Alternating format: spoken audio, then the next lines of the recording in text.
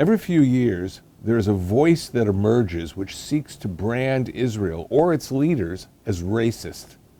The most famous case of this anti-Israel charge was the decision of the UN General Assembly in November of 1975 to brand Zionism, the national liberation movement of the Jewish people, as racism. Israel's ambassador to the UN at the time, Chaim Herzog, speaking in the name of the Jewish people as a whole, responded by saying that the resolution was based on hatred, falsehood, and arrogance. It was devoid of any moral or legal value. Standing before the UN General Assembly, Herzog tore the resolution in half. In December 1991, the determination made at the UN that Zionism is racism was formally revoked by the UN General Assembly, largely as a result of the diplomatic efforts of the United States. The great Middle East scholar, Professor Bernard Lewis of Princeton University, wrote in Foreign Affairs in October of 1976 that the inspiration for the resolution came from certain Arab states, but it was especially a product of the Soviet Union and its propaganda machine, which had learned the efficacy of anti-Jewish propaganda for advancing its global aims. But in 1991, even the Soviet Union voted with the majority of the UN to revoke the lie that they themselves had fabricated and spread worldwide. Today, asserting any connection between Israel and racism is no longer found in the UN alone.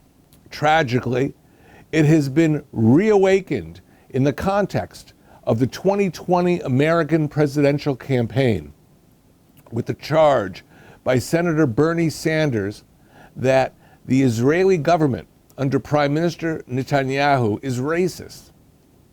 Sanders stressed a second time that the U.S. must not accept, quote, authoritarianism or racism, unquote. We will not accept authoritarianism or racism. Perhaps he knew that Israel would have a hard time responding to this distortion of current history because it does not want to get drawn into American domestic politics. But Israel cannot, indeed Israel must not, let such lies stand without a response. Its faith in the friendship of the American people notwithstanding. Those purveying the lie about Israel and racism know better.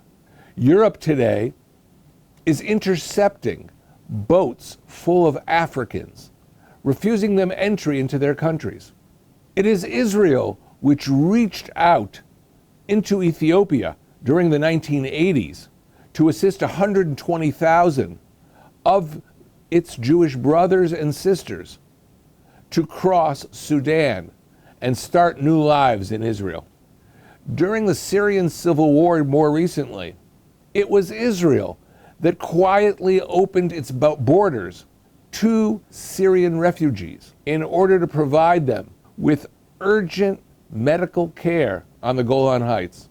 Anyone visiting Hadassah Hospital today, or for that matter, any Israeli hospital, will witness how thousands of Arab and Jewish patients are cared for by Arab and Jewish doctors. Israeli medical teams led the effort to defeat Ebola in West Africa with mobile clinics which were flown in for that purpose.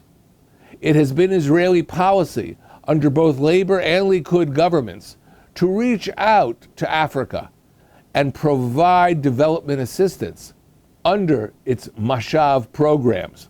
Ironically, for the case being made at present, it was Prime Minister Netanyahu who put Africa on the top of Israel's priorities with his repeated visits into the continent starting in 2016.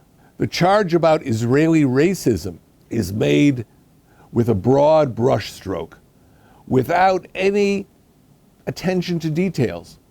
Is it racism to accept patients regardless of their race, religion, or economic capacity?